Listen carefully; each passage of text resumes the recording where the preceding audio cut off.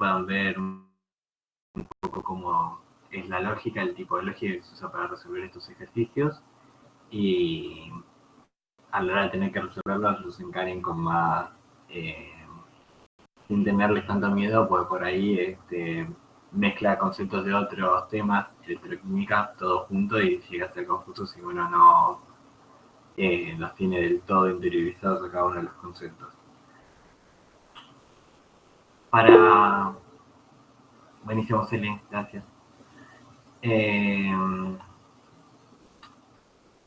Para arrancar en electroquímica, básicamente entendemos por electroquímica el estudio de cómo se interrelacionan, se interconvierten la energía eléctrica y la energía química.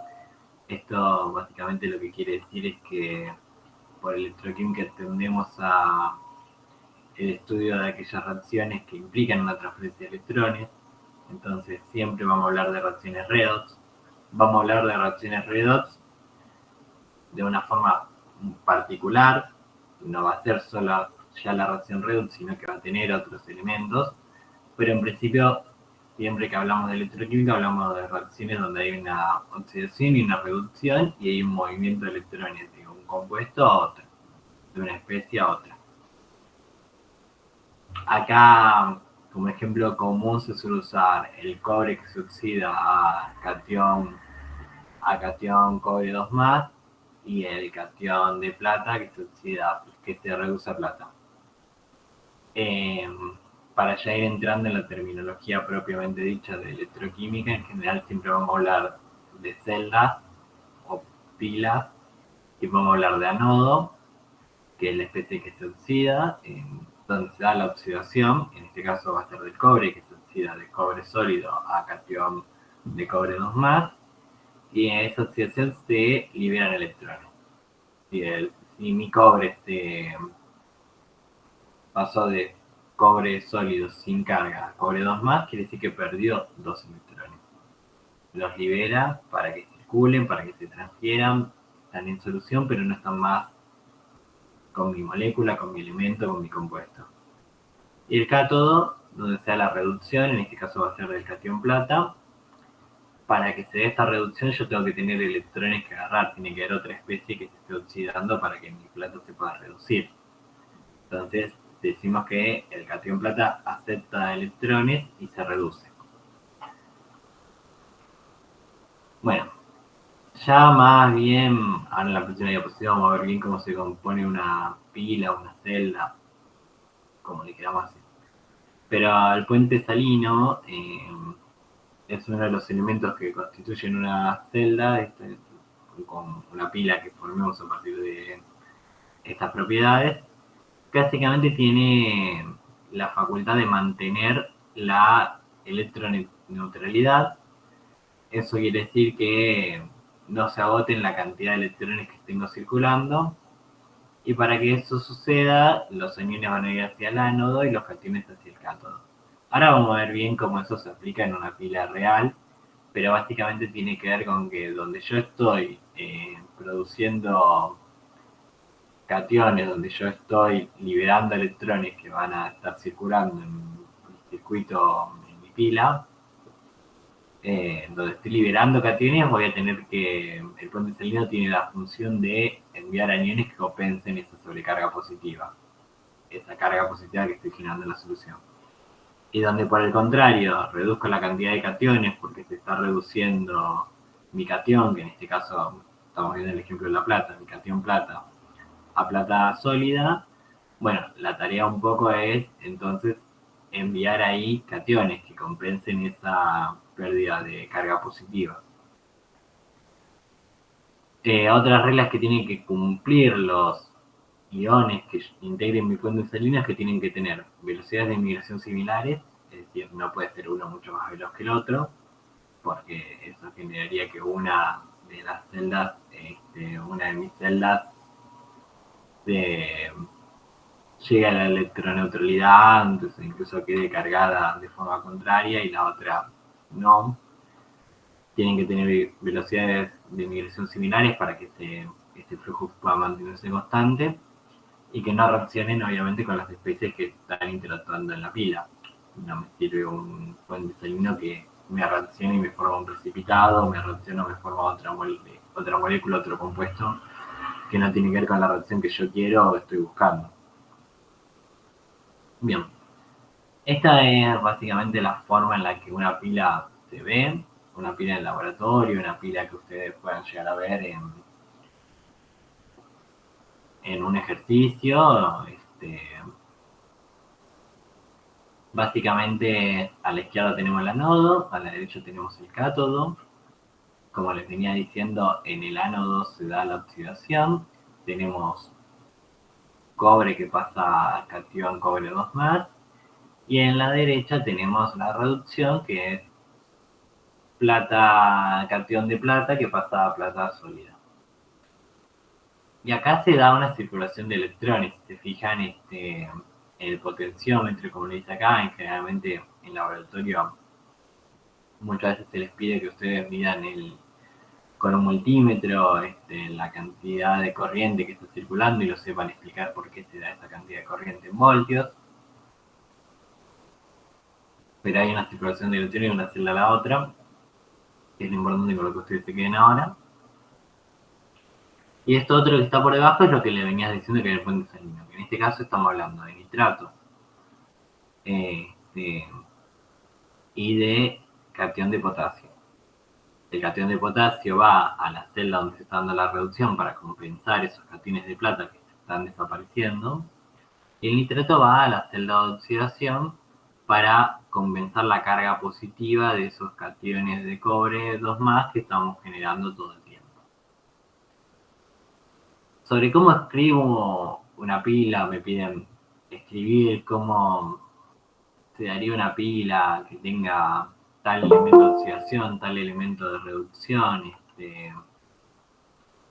Siempre sigue una misma lógica, que es, primero me paro en el ánodo, me paro donde se está dando la oxidación, pongo la especie sin oxidar, barrita, la especie oxidada, es decir, en este caso está pasando de cobre sólido a cobre 2 más. Podría ser, qué sé yo, de potasio sólido a potasio más, pero la especie originaria, la especie sin carga, si se quiere, y la especie oxidada, entre paréntesis, la concentración de la que estoy hablando, y ahí escribí ya una de las dos celdas que están interviniendo, que es la del ánodo. Después, dos flechitas para marcar que yo estoy pasando a la otra celda, al cátodo, y al revés, la especie primero oxidada y la especie ya reducida. En el sentido en el que se está dando la reacción química, si ustedes se fijan acá la imagen esta, no es distinto a cómo se dio la reacción química, digo. El cobre pasó efectivamente a cation cobre 2 más y el cation plata pasó a plata sólida. En ese sentido, solamente es interpretar en qué sentido se están dando las reacciones y poder escribirlo. Bien.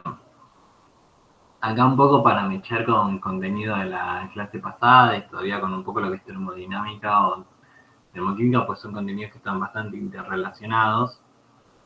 Nosotros vimos entalpía. Ustedes saben que hay otras dos funciones de estado termodinámicas, que son la entropía, por un lado, y la energía libre de Gibbs. La entropía mide siempre, la entropía es una medición del grado de desorden en una reacción química o en otro proceso. La entropía me mide el grado de desorden. Cuando terminó mi proceso, ¿quedaron las cosas más ordenadas o más desordenadas? Y bueno, una forma de acordarse más o menos cómo es la tendencia, que ahora la vamos a ver, pero es que en general todo en el universo tiende al desorden. Los procesos de energía, de entropía que se calculan para el universo tienden al desorden. No, nunca vamos a tener un proceso de entropía de universo, ¿no? Para reacciones químicas sí, que sea negativo. Siempre son positivos y siempre tienden al desorden. Y la energía libre de Gibbs es una medida justamente de espontaneidad. decimos que cuando es positiva, cuando la variación de energía libre es positiva, la reacción pues no es espontánea. Eso quiere decir que para que esta reacción se dé, vamos a tener que suministrarle calor, vamos a tener que suministrarle condiciones que hagan que esta reacción se dé. Y cuando decimos que esa variación de energía libre es negativa, decimos que la reacción efectivamente fue espontánea. Y por lo tanto, en las condiciones en las que está la reacción, se va a dar. Esto no necesariamente quiere decir que la reacción se dé rápido. Son dos conceptos distintos, cinética que termodinámica. Esto quiere decir que la reacción, en principio, está favorecida para que se dé. Si ese favorecida para que se dé es en 5 minutos o en 5.000 años, no importa. Lo que está queriendo decir cuando calculamos la energía libre, cuando estimamos la energía libre es, bueno, en las condiciones actuales, si yo no toco nada, esto se va a dar. De acá a 1.000 años, de acá a 10 minutos, eso después es una cuestión más de cinética. Pero lo que nosotros certificamos con la energía libre es esta reacción, así como está, se va a dar. Un poco la interrelación a partir de esta formulita que calculamos la energía libre como calculamos la energía libre como la entalpía menos la entropía por la temperatura. Lo que se desprende acá es que a partir de conocer la entalpía y conocer la entropía, podemos ir estimando la energía libre o qué tan favorecido está que esté en una situación. Por ejemplo, si yo tengo una entalpía muy baja y una entropía muy alta, y acuérdense que cuando nosotros hablamos de entalpía hablamos de calor, en este caso estaríamos hablando de un calor que mi reacción desprende, le transfiere al ambiente. Eso quiere decir, por un lado, que no necesita que le demos calor, no necesita que nosotros lo pongamos a alta temperatura, y una entropía positiva que aumenta el desorden, que ya lo estamos viendo en la ecuación esta, ¿no? Una entalpía negativa y una entropía positiva, la temperatura siempre es positiva, me va a dar un número que sí o sí va a ser negativo. Y si el número es negativo, quiere decir que la variación de energía libre es negativa, y por lo tanto va a ser espontánea siempre, a cualquier temperatura. Porque los números no trabajamos con temperaturas negativas y trabajamos en la escala de Kelvin. Después hay otras cuestiones de criterios, si la entalpía es negativa y la entropía también es negativa, bueno, ahí solo va a ser espontánea a temperaturas bajas, que también tiene sentido, ¿no? Porque la entalpía negativa, está ahí todo bien con que mi energía libre finalmente es negativa, pero con la entropía negativa ya empiezo a tener algunos problemas, sobre todo si consideramos que, bueno, para que la entropía me dé negativa, y esto me sigue dando una reacción espontánea, la entropía por la temperatura van a tener que pesar menos que la entalpía, porque si llegan a ser mayores, me va a dar un número positivo, y ese número positivo no me va a permitir, me va a hacer una reacción no espontánea. Entonces decimos que a bajas temperaturas, justamente para que la entropía no supere esta entropía que me va a tener dando positiva, porque menos por menos es más, se queda sumando, no supere a la energía libre. No supere a la entalpía y me genere una variación de energía libre positiva. Cuando los dos son positivos, va a ser al revés, va a ser espontánea a altas temperaturas. Por el mismo principio, cuando los dos son positivos, tengo favorecido que sea espontánea por la entropía, mi sistema efectivamente se desordena, pero no tengo favorecido de la misma manera la entalpía. Esta reacción requiere energía, requiere calor, que yo le proporcione calor. Entonces, acá decimos que a altas temperaturas, esta reacción es espontánea. Y cuando se dan los casos de una reacción que tiene una variación de entalpía positiva, es decir, necesita calor, y tiene una variación de entropía negativa, es decir, el sistema se ordena después de la reacción, decimos que no es espontánea a ninguna temperatura. No hay ninguna temperatura ni alta ni baja que haga que este sistema sea espontáneo, por lo menos teniendo solo en cuenta la variación de temperatura, que es lo que esta ecuación me permite tener en cuenta. Yo lo puedo tener a mayor temperatura, a menor temperatura, pero si la variación de entalpía es positiva y la variación de entropía es negativa, no me va a dar una reacción espontánea. Bueno, ¿qué sucede? Esto capaz, dependiendo de cuándo ustedes, que tanto fueron o no a química general inorgánica, que tanto lo estuvieron cursando, sobre todo en el segundo cuatri, lo habrán visto o no. Nosotros no vimos equilibrio todavía, nosotros vamos a dar equilibrio como ácido base, pero ustedes saben que en la vida real, en la práctica, esas reacciones muy simpáticas que tenían una sola flechita de dirección no existen, o va, no existen como tal. Siempre en toda reacción está la chance de que esos productos que yo generé me vuelvan a formar reactivos. ¿Qué pasa? Hay ecuaciones, reacciones químicas donde está tan desproporcionado para los productos mi constante de equilibrio, la chance de que eso suceda, que directamente me puedo permitir poner una flechita sola, porque no va a pasar que me regeneren reactivos. Se va a consumir tan rápido todo el material para generar productos que cuando yo quiera empezar a generar reactivos, la velocidad de la reacción contraria nunca llega a hacer que se genere un equilibrio realmente apreciable o realmente que nos interese. Pero en otras reacciones químicas sí se da que efectivamente a medida que se va generando producto, una parte de ese producto vuelve a generar reactivo. O sea, a través de la constante de equilibrio, que es lo que acá les parece como KEQ, que es constante de equilibrio. Y justamente lo que les está queriendo decir acá es que esta constante de equilibrio es una medida la puedo tomar como una medida para la variación de energía libre en condiciones estándar. Acá, de nuevo, siempre acuérdense que cuando hablamos de condiciones estándar estamos hablando de una atmósfera y 25 grados. Cuando hablamos de condiciones normales de presión y temperatura estamos hablando de 0 grados centígrados y una atmósfera. Cuando hablamos de condiciones estándar estamos hablando de 25 grados centígrados y una atmósfera.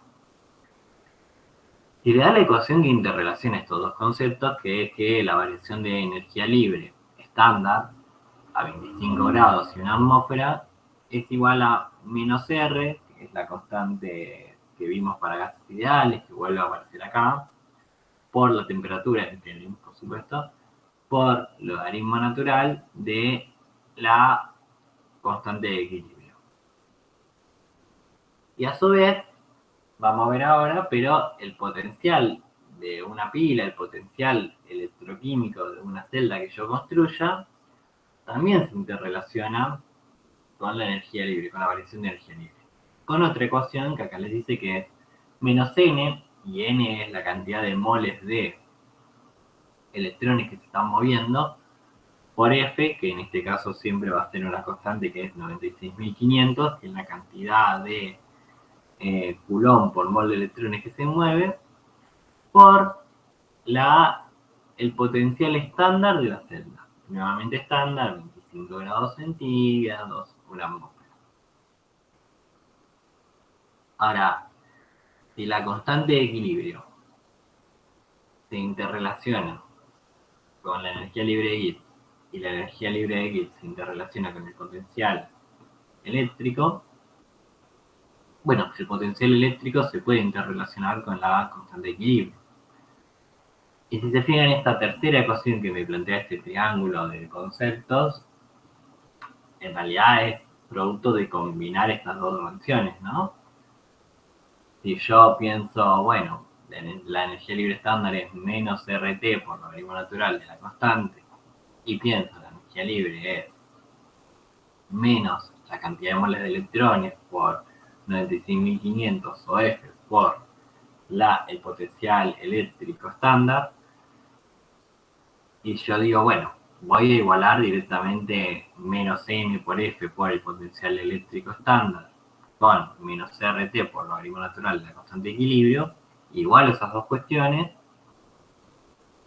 y despejo en función del potencial eléctrico, que es lo que estamos estudiando en este caso, va a quedar que efectivamente el potencial eléctrico estándar también lo podría calcular como R por T sobre N por F por logaritmo natural de la constante de equilibrio. Hasta ahí, en principio no tiene mayor misterio que entender estas interrelaciones y entender por qué se conectan o por qué están relacionadas. En todos los casos yo estoy midiendo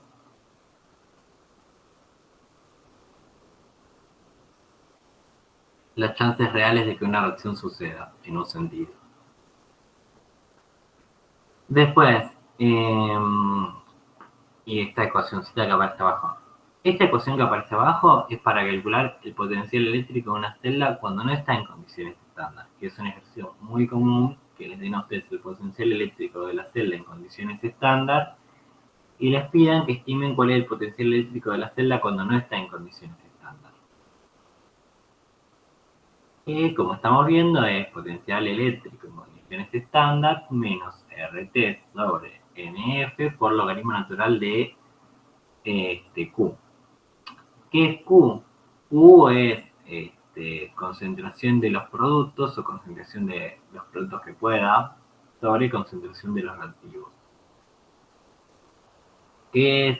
Insisto, dependiendo si ustedes pudieron o no seguirle más o menos equilibrio, es la forma en la que se plantea la constante de equilibrio. ¿Qué pasa con Q? Que justamente Q separado, donde no hay un equilibrio o no hay condiciones de equilibrio. Entonces, cuando no hay condiciones de equilibrio, en vez de K ponemos Q. Y esta justamente es un reajuste cuando no estamos en equilibrio. Bueno, esta es la última diapositiva, si se quiere, de la parte teórica antes de ir más bien con práctica, que es clasificación. Muchas veces, en los primeros ejercicios, en los primeros enunciados, directamente lo que les va a decir es que piensen que se da una celda y esa celda va a tener un potencial eléctrico positivo. Quiere decir que la aprenden como que el potencial eléctrico es positivo, como que la reacción es espontánea, porque si el potencial eléctrico es positivo, la reacción efectivamente va a ser espontánea. Pero hay veces que no, hay veces que yo quiero por X motivos generar una celda, generar una pila donde la reacción no sea espontánea y yo le tenga que aplicar un potencial externo para que se dé. El primer caso donde las reacciones ocurren de forma espontánea hablamos de celdas voltaicas o galvánicas. Cuando la reacción efectivamente se da de forma y el potencial de mi celda es positivo, hablamos de celdas galvánicas. Y cuando esto no sucede, hablamos de celdas electrolíticas a las que hay que asignarle un potencial externo que permita que esto ocurra, que permita que esta reacción se dé. Eso sería por la parte de teoría, la parte de teoría mínima para que uno no vio el tema, no lo puedo ver, tenga una noción. Y ahora la idea es hacer algunos ejercicios para que justamente se vayan con una idea de cómo se resuelven este tipo de ejercicios de electroquímica. Insisto, confieso que a mí electroquímica no es mi tema favorito, pero es un tema que en general se toma mucho, es uno de los temas más importantes del segundo cuatri, y es un tema que además se toma mucho, bueno, a mí me lo tomaron, por ejemplo, en el final. Haciendo una pizarra, quedando yo. Ahí les comparto.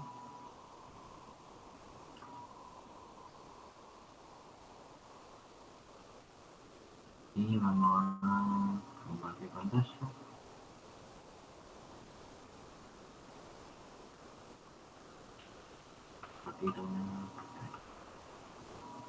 Bien.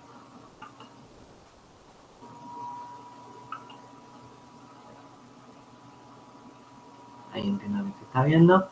Vamos a ver algunos ejercicios. El primero es el 19, que nos plantea la siguiente situación. Este es el ejercicio 19. Entiendo yo que la guía 2021. Tendría que chequear después eso, pero obviamente tema electroquímica. Bien. El ejercicio 19 nos plantea cuál es la concentración de níquel 2 en la pila que tiene en el ánodo. Zinc, que va oxidándose a zinc 2 más, con una concentración de 1 molar. Y en el cátodo, níquel 2 más, que va reduciéndose a níquel sólido. Y nos da el potencial de la pila, que es 0,34 a 25 grados. Cuando dice a 25 grados nos está diciendo ya que esta pila está en condiciones estándar, pero el potencial obviamente también influye por la concentración y nos está pidiendo que nosotros hagamos el cálculo de la concentración. Entonces, bueno, en definitiva, podemos empezar planteando las reacciones o intentando entender qué es lo que está reaccionando acá. En general, las pilas, una vez que se acostumbran, lo pueden hacer directamente, pero vamos a plantearlo. Tenemos, por un lado, zinc sólido, que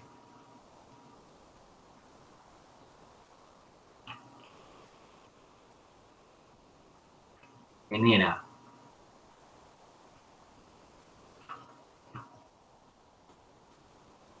cation zinc 2 más. Y por el otro lado tenemos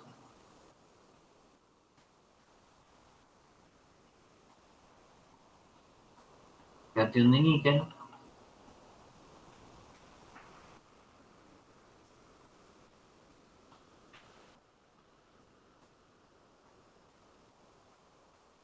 que genera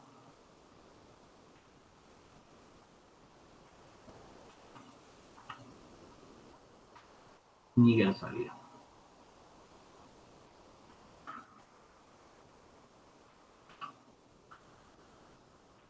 Habíamos dicho que donde se da la oxidación, estamos hablando del ánodo, estamos hablando de lo que genera electrones.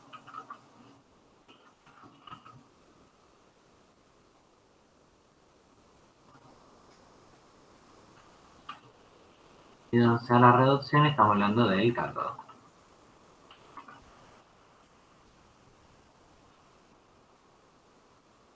Y en este caso nos plantea el potencial real de la pila, que es 0,34 voltios. Y este potencial real de la pila va a contrastar con un potencial estándar de la celda de la pila, que como habíamos visto, se puede ver afectado, y entonces lo que nos está pidiendo en definitiva es que hagamos este laburo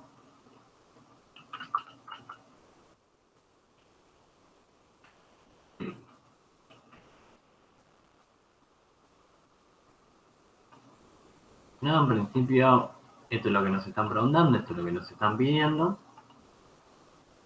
que resolvamos. Bien.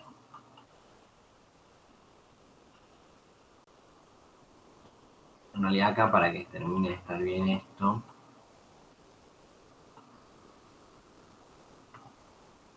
acá debería haber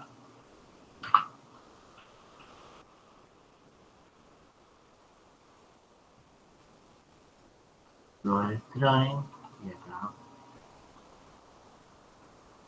también. La global es la que no tendría electrones.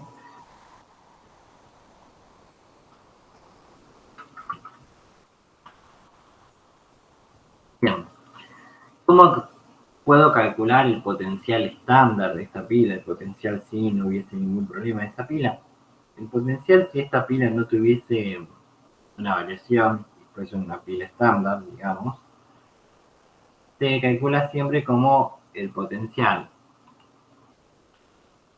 Vamos a escribirlo.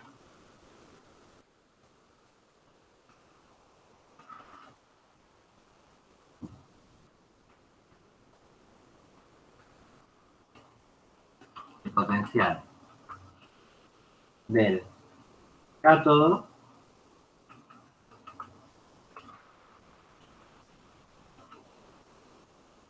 menos potencial del ánodo.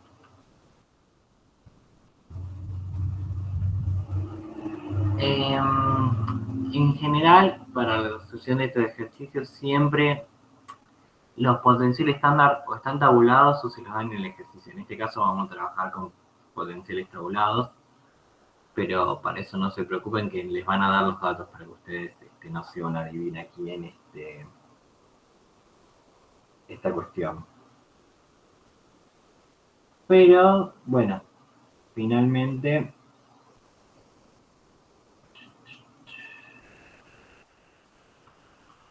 esta me va a dar en definitiva menos 0,25 menos, es decir, más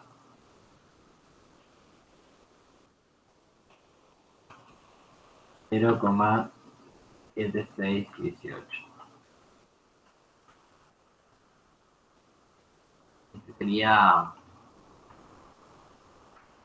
el potencial si esta pila estuviese en condiciones estándar.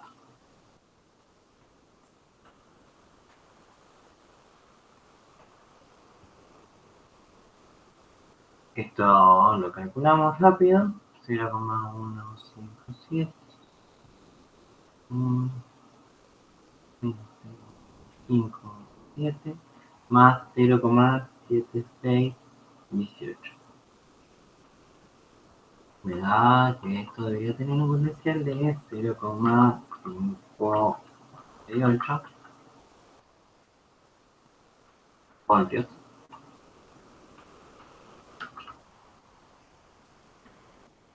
Entonces acá directamente pasamos esta información y reemplazamos por lo que tenemos ahora de datos.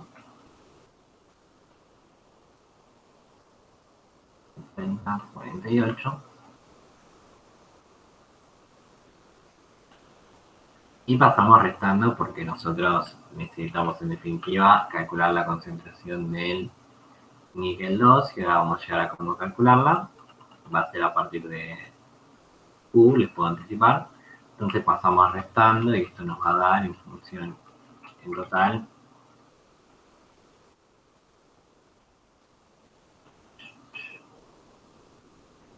4 menos 0,48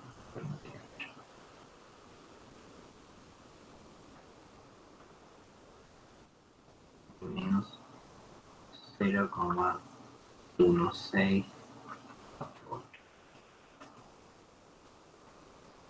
Bien. Cuestiones que puedo hacer para facilitarme la vida una vez que llegué acá, a este punto, que ya calculé el potencial estándar, que ya entendí cuál es la ecuación, que uno, para arrancar, yo si tengo 2 menos me lo saco encima de los dos. Podría no hacerlo, pero yo siempre elijo sacármelo de encima. Después lo sumo si me queda algo raro, vuelvo para atrás y veo. Y dos, muchas veces lo que se hace es directamente convertir la expresión del logaritmo natural. Acá, si se fijan, esta expresión está en términos de logaritmo natural, por logaritmo en base 10.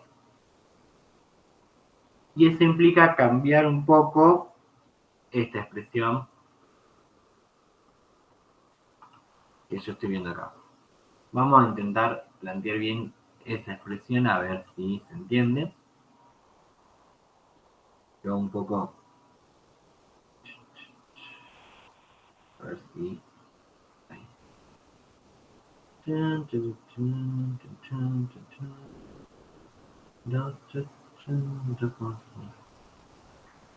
Bien.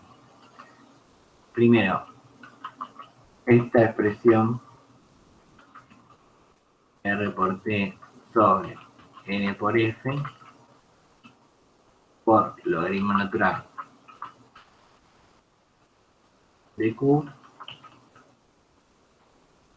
es equivalente a esta otra expresión que se usa porque da más bonito. Después, si ustedes lo quieren resolver de la otra forma, lo único que les va a pasar es que el valor que les dé al aplicar esta división va a ser muy chico. Te va a dar algo de razón por 10 a la menos 5. Entonces, muchas veces se elige convertir porque es más sencillo para trabajar. RT sobre N por F por, y ahora si bien el cambio, logaritmo en base 10 de Q. Bien. Y ahora, ¿cómo interconvierto? ¿Qué interconvierto? Bueno, si se fijan, la mayoría de estos valores yo los tengo, los puedo estimar. En el caso de, vamos a intentar estimarlo primero sin calcular la n, y nosotros tenemos los datos para ya hacerlo con la n, pero para una cuestión de que se entienda bien el paso a paso.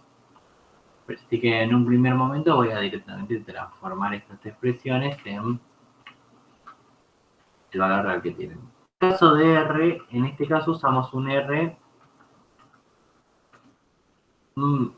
somos el R de los joules, no usamos el R que usamos cuando queremos calcular P por igual a NRT, que es 8,314. Nuevamente, en general R es una constante que uno usa tantas veces que se termina acordando los distintos valores, pero no se hagan tanto drama porque es algo que suele estar seguro con los datos en los parciales que tengan. Se fijan R y se acuerdan que tienen que usar no la constante de gases ideales, sino la constante expresada en términos de Joule. Por 298 Kelvin por N lo vamos a dejar como está todavía por el momento, por 96.500 que habíamos dicho que era el valor de F. F siempre vale 96.500 porque es la cantidad de coulombs en un mol de electrones. Resuelvo el interior de este paréntesis, lo que me va a terminar dando esto sin todavía cambiar n, me va a terminar dando una expresión de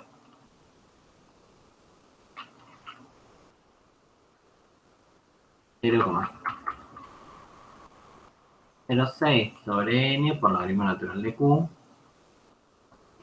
y en este caso 0,06 sobre 2 por logaritmo en base 10 de q. ¿Por qué sobre 2? Porque n habíamos dicho, ¿se acuerdan que era la cantidad de moles de electrones que se están moviendo? Y en este caso, en esta reacción química, en esta pila, no hay duda, se mueven 2 moles de electrones. Entonces, bueno, planteamos directamente 0,03 por logaritmo en base 10 de Q. Y ahora, si sabemos plantear Q, estamos en condiciones de hacer los cálculos finales. Sobre el planteo de Q. ¿Se acuerdan que habíamos dicho que era la concentración de productos sobre la concentración de reactivos? En este caso me está preguntando puntualmente por la concentración de 1, que es el catión de níquel 2 más. Para despejar esta cuestión y que me quede la concentración de níquel 2 más, tengo que plantear cómo sería mi Q global. Mi Q globalmente sería algo, a ver si me voy acomodando.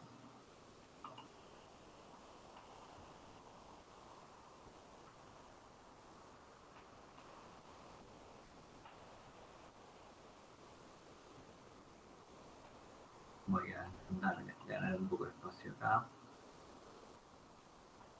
Mi Q globalmente, si yo la pienso, sería algo como, denme un segundito.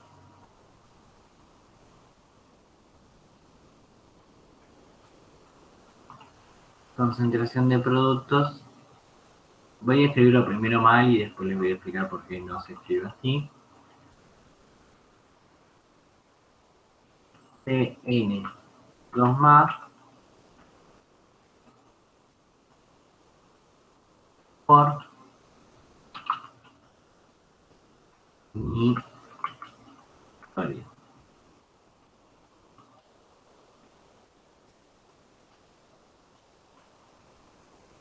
Y acá abajo, níquel, 2 más, por N, zinc sólido. Bien. ¿Cuál es el problema con esta expresión? Los que hayan podido ver algo de equilibrio ya lo sabrán, pero en los equilibrios, siempre que yo planteo estas constantes, estos cálculos, los sólidos y los líquidos puros no se incluyen. Porque fundamentalmente, de hecho, yo no puedo medir la concentración de un sólido en solución. No, no está diluido, no tiene una concentración, solamente está ahí. Entonces, directamente saco los sólidos y me va a quedar que en realidad esta Q está planteada en función de zinc, cation zinc 2 más sobre níquel 2 más, cation níquel 2 más. Que, de vuelta, concentración de productos, cation zinc 2 más, sobre concentración de reactivos, cation níquel 2 más. Y el ejercicio del enunciado me da de dato la concentración del zinc 2 más, que es 1 molar. Entonces, directamente, esto se lo puede reescribir como... ¿Entiendo?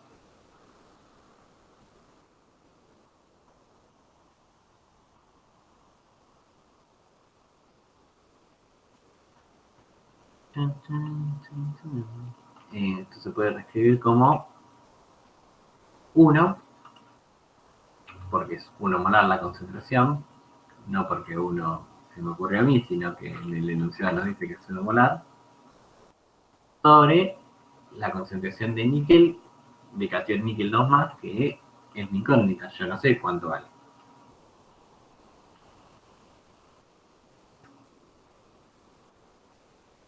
Entonces, ahora ya puedo plantear bien la ecuación global para ir a sacando el cálculo. La ecuación global, entonces, habíamos dicho que después de hacer todas estas conversiones, me va a dar, le saco el menos, le saco el menos, el miembro, directamente reemplazo este valor por el valor que nosotros estimamos acá,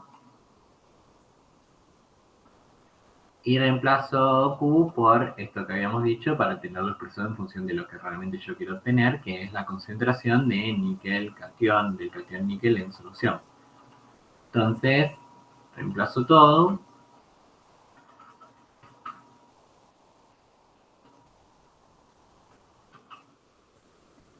De 1 sobre, le vamos a poner X. Cuando yo acá pongo X, por las dudas, claro, me refiero a esto. Para no escribirlo 25.000 veces. Y bueno, ahora tengo que resolver. Hay distintas formas de resolver. Una podría ser tranquilamente, o va, ahora me fijo, listo, 0,1648 sobre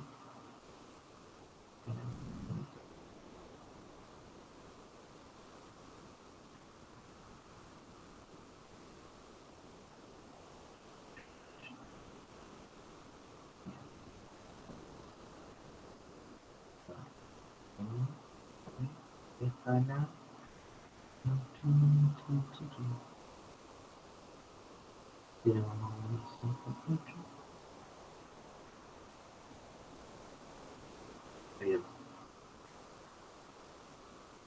Bien, empiezo a resolver. Para empezar a resolver esto me conviene intentar que el logaritmo me quede lo más solito posible, porque el logaritmo es una expresión en general no compleja, pero más difícil de trabajar desde lo matemático. A ver si, bueno, me voy a agregar una segunda página. Equivocado. Entonces, De esta expresión voy a primero pasar dividiendo. El 0,3 lo vamos a ir expresando todavía sin hacer el cálculo, o podemos hacer el cálculo, pero paso dividiendo el 0,03. Yo paso dividiendo el 0,03, vamos a hacer el cálculo para que no me quede un choclo. 648. Una pregunta. Sí. Ese 0,03 no tiene ninguna unidad de nada, ¿no?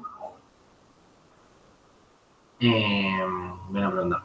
No, sí tiene. Lo que pasa es que. A ver, sí tiene una unidad. Yo no me metería con el tema de las unidades, porque para meterse con el tema de las unidades habría que ver en detenimiento cómo está expresada la constante de equilibrio, cómo está expresada R en este caso. Y si quieren nos ponemos a ver cuál es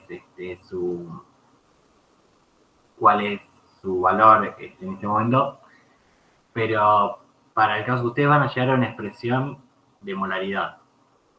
Ya saben que van a llegar a una expresión de molaridad. En el medio de la resolución, o por lo menos yo siempre que rendí, confunde más tener todos esos términos que no aportan en términos matemáticos el número que yo estoy obteniendo, pero nada, son correctos en términos de lo que yo quería expresar, pero me pueden confundir a la hora de hacer el cálculo. Yo no los pongo. Yo me fijo que estoy obteniendo yo y en función de eso trabajo. Voy a tener una No, modalidad. pero no pasa nada si no lo aclaramos, digamos, a la hora de resolver. Eh, no, lo que suele sancionar, lo que sí sanciona la cátedra es cuando ustedes no, o sea, el resultado final tienen que entender a qué llegaron y tienen que entender que es una expresión de molaridad.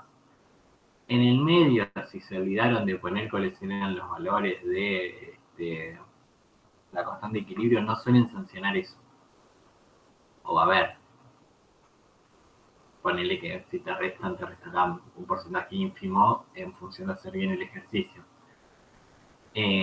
No, a mí al menos no me pasó que me sancionen por eso. Buenísimo, gracias. Bien. Chun, chun, chun, chun. Entonces me queda una expresión de este logaritmo igual a 5,49. Para sacarme encima el logaritmo, yo lo que hago es hacer una elevación a la potencia, o sea, hacer una potencia en base 10 de todo este valor. Eh,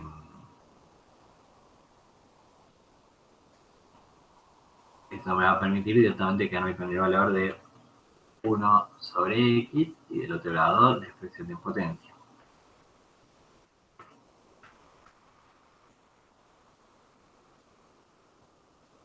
Esto sería 10 a la acoso. No fácil.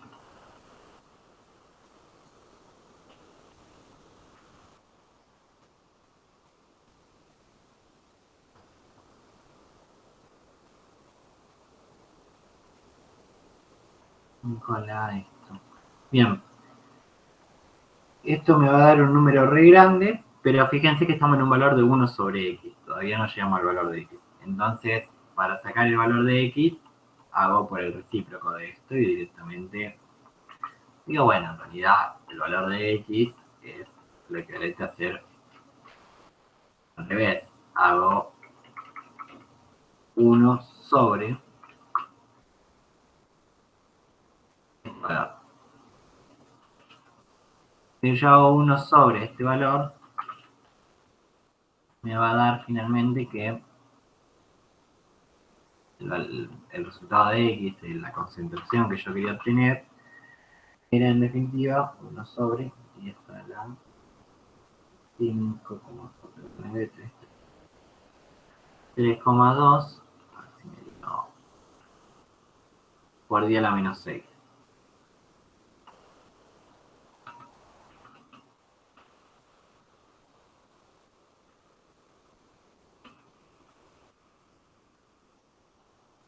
Ese es el valor de la concentración de níquel por la que me preguntaba el ejercicio. Bien. Acá me dice que la llamada finaliza en 7 minutos. Un par de cosas. La idea es, quedan un par de ejercicios, yo vuelvo a armar un link, puede ser este, puede ser otro, y intentar que sea el mismo, pero si es otro les voy a mandar por WhatsApp. Como en 7 minutos no llego a hacer otro ejercicio, para mí mejor termino de decirles esto, cortamos y vemos de volver al mismo link. Tema unidades. Yo estoy bastante seguro de que no sancionan porque, bueno, en el medio te comas las unidades de las constantes. Son el tipo de cuestiones que por criterio de las cátedras y cómo pueden ir cambiando con el tiempo, les conviene en una clase de consulta preguntarles si ustedes qué tanto cuidado tienen que tener a la hora de poner unidades en el medio del procedimiento. Si el resultado final, y eso muchas veces está en función de que les preguntan, en este caso nos preguntaban por concentración, por lo tanto el resultado final es una expresión de la concentración, siempre tiene que tener la unidad porque ahí sí lo que se evalúa es si ustedes entendieron lo que se les estaba preguntando o no. En el medio de los cálculos, sobre todo cuando es tan engorroso como esto, que en realidad es casi la mayoría un desarrollo matemático más que como entiendo yo, lo que pasa químicamente, al menos según yo y como me valoran a mí en su momento, no hace falta que se pongan tan en específico en ver la unidad, pues son unidades que además, sobre todo cuando interviene R y otros elementos, son complejas. De cualquier modo, como son cuestiones que suelen estar en las pruebas como datos, ustedes van a tener acceso al valor de R. O sea, a R el valor y las unidades. Por lo tanto, si por estar más seguros quieren igualmente escribirlo todo con unidades, lo van a poder hacer sin tener que buscar mucho, sin tener que acordarse de memoria las unidades. Para mí, y esto ya es muy importante que ustedes sepan resolverlo matemáticamente y saber a qué están llegando para expresar al final la unidad correspondiente, que es molar. Estamos hablando de una unidad de molar, de concentración de moles por litro, que sepan todas las unidades de R y cómo eso se va modificando. Pero son el tipo de cuestiones que, porque pueden ir cambiando en función de lo que la cátedra quiera en distintos momentos, les conviene en una clase de consulta bien preguntar qué tan quisquillosos se suponen con eso. En general, para mí, a química general orgánica, eso mucho no le importa. Pero para que le pregunten si quieren a la cátedra antes de rendir el regularizador, bueno, en una clase de consulta preguntan, bueno, qué tan quisquillosos se ponen con el tema de las unidades en el desarrollo matemático, no en el resultado final, donde sí le van a contestar que ustedes deberían saber que están calculando. Nada, eso. Ahora termino la videollamada acá y me pongo a ver volver al mismo link. ¿Les parece? ¿Cuánto le queda esto? 3 minutos. Bueno, si quieren salimos de acá y ahora les habilito nuevamente el link o veo de habilitar otro, si no me deja volver a habilitar este.